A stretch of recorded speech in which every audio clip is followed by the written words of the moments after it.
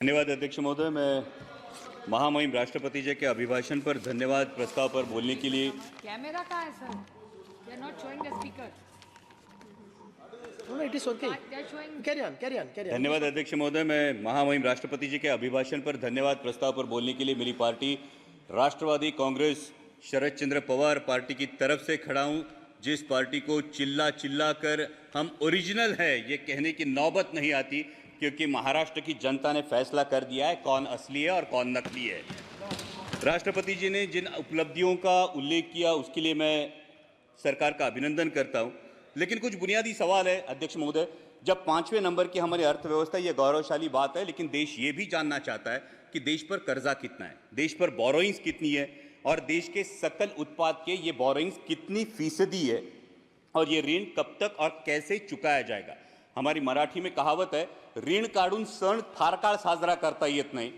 और इसलिए दूसरी बात है, महामहिम राष्ट्रपति जी ने जो कही कि 80 करोड़ देशवासियों को मुफ्त राशन दिया जा रहा है, तो 5वीं अर्थव्यवस्था के लिए क्या ये भूषणावह है? और दूसरा सवाल ये खड़ा होता है कि बावजूद इसके हंगर इंडेक्स में भारत का स्थान 125 देशों में 111वां है, जो पाकिस्तान, नेपाल, बांग्लादेश और श्रीलंका से भी नीचे है। क्या ये उपलब्धि है? और अगला सवाल ये बनता है, जो 5वें नंबर की अर्थव्यवस्था है वो अपने जेन्युइन जो ईमानदार टैक्स पेयर्स है उनको क्या दे रही है? ये टैक्स पेयर्स को अपने बच्चों को शिक्षा के लिए प्राइवेट स्कूल में भेजना पड़ता है, उनको अपने हेल्थ के लिए हेल्थ इंश्योरेंस निकालना पड़ता है। सर, नौबत तो ये है कि जब नॉर्मल मिडिल क्लास आदमी बाइक खरीदने जाता है तो उसको 28% जीएसटी देना पड़ता है, लेकिन इस देश में जो कोई हेलीकॉप्टर खरीदना चाहता है उसको सिर्फ 5% जीएसटी है। तो क्या ये उपलब्धि है? ये हर देशवासी के लिए अर्थव्यवस्था है? ये सबसे बड़ी बात है। और इसीलिए ये सवाल बनता है कि जब अर्थव्यवस्था क्या सही में सुदृढ़ है या सिर्फ ये सूजन है जिसे सुदृढ़ता बताया जा रहा है। महामहिम राष्ट्रपति जी ने अपनी अभिभाषण में ग्रामीण अर्थव्यवस्था और डेयरी का उल्लेख किया, लेकिन दुर्भाग्यवश माननीय मंत्री महोदय यहां बैठे, लेकिन उसी दिन जो मिल्क पाउडर है उस पे इंपोर्ट ड्यूटी माफ करके मिल्क पाउडर आयात करने का एक निर्णय जो लिया गया। Sir, Yeah, but don't cut his time. he is not yielding. You are yielding. No sir, It's okay. I'm asking sir ये दूध उत्पादक किसानों के लिए कि एकदम गलत बता रहे हैं, इससे I want you to kindly give me a chance. इनकी जानकारी के लिए और पूरे सदन की जानकारी के लिए, शरद पवार जी जब कृषि मंत्री थे उस समय उन्होंने ये टीआरक्यू दिया था। एक समय 10,000 Your turn time will come का, now. बाद में 25,000 टन का, और उस समय मिल्क पाउडर इंपोर्ट हुआ। What is that? Honorable Minister, your time will come. Your member is. See, next member is your from party. उसका क्या संबंध है? Honorable Minister, wait. Honorable Minister, wait. No. Immediately your member is going to speak. That time it can be sir debated. पुराने निर्णयों को लेके आज You वास्तविक carry on. सर आज Nothing will go वास्तविकता down. ये है देश में। सर मैं माननीय मंत्री महोदय के संज्ञान में ये बात लाना चाहूंगा कि सर देश में मिनरल वाटर की बोतल 20 रुपए में Tell मिलती your है member और हमारा you will किसान debate it. दूध 22 या 24 रुपए में बेचता है। तो क्या ये किसान को समृद्ध करने का निर्णय है? Sir Yes. Sir mineral water की बोतल 20 रुपए में बिकती है और हमारा किसान जो अपने पशुओं को पालता है उसको दूध बेचना पड़ता है 22 या 24 रुपए किलो में। तो क्या ये किसान के साथ न्याय हो रहा है? ये इसका जवाब किसान चाहता है।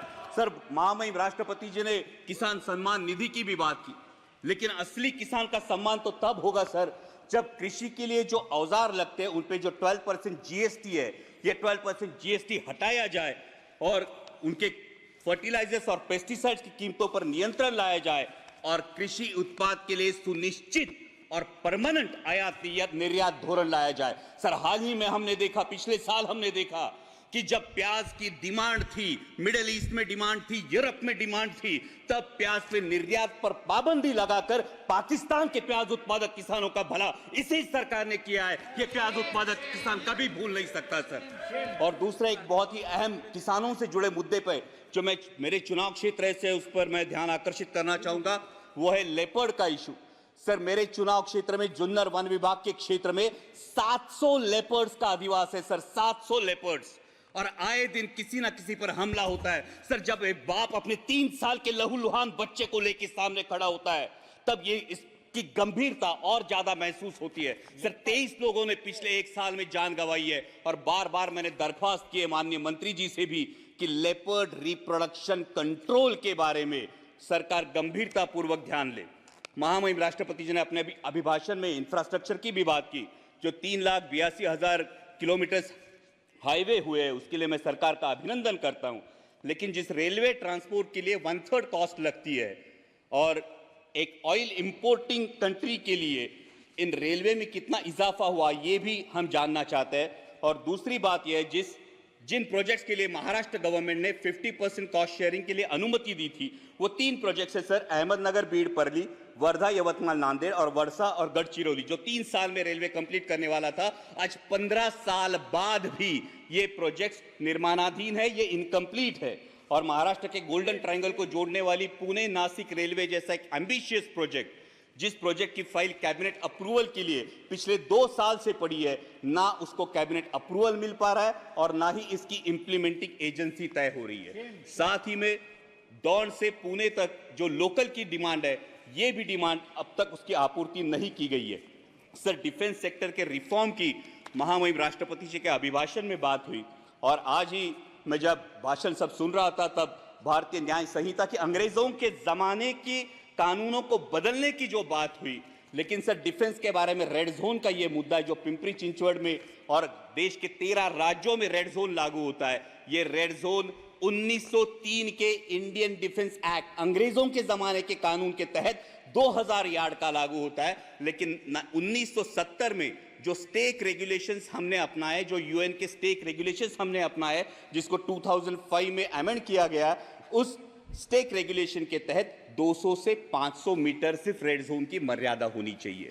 और इसलिए रेड जोन क्या है? रेड जोन ये होता है जो डिफेंस का जो सेक्टर होता है, ये डिफेंस के सेक्टर के इसमें निर्माण के लिए अनुमति नहीं दी जाती, इन घरों को गैर कानूनी करार दिया जाता है। और इसलिए मेरी दरख्वास्त है कि अंग्रेजों के इस कानून को त्याग कर, 1905 के इंडियन डिफेंस एक्ट को त्याग कर, स्टेक रेगुलेशंस के तहत 500 मीटर के परे रेड जोन हटाया जाए और लाखों देशवासियों को राहत दी जाए।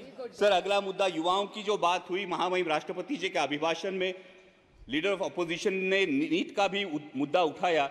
ये करोड़ों भारतीय युवाओं के एस्पिरेशन का मुद्दा है सर, और नीट को लेके बहुत असमंजस है। सब जगह पे नीट का सिलेबस सीबीएसई बोर्ड के तहत है। जो बच्चे स्टेट बोर्ड में पढ़ाई करते हैं, उनको क्लासेस लगाने से कोई दूसरा ऑप्शन नहीं बचता, और क्लासेस की फीस लाखों में चली जाती है।